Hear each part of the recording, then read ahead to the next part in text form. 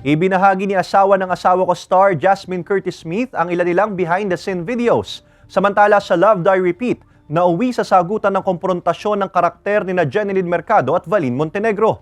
Narito ang report ni Hazel Alviar.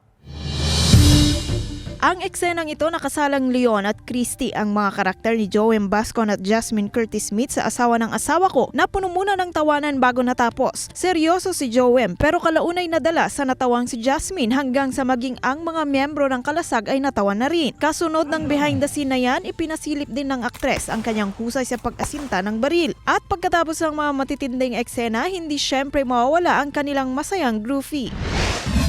Samantala matapos ang mainit na komprontasyon ni Angela at Chloe, ang mga karakter ni Jeneline Mercado at Valin Montenegro sa Love Die Repeat, friendship over na kaya sila? Ano kaya ang gagawin ni Bernard? Ang mga tagpo sa Love Die Repeat abangan pagkatapos ng 24 oras.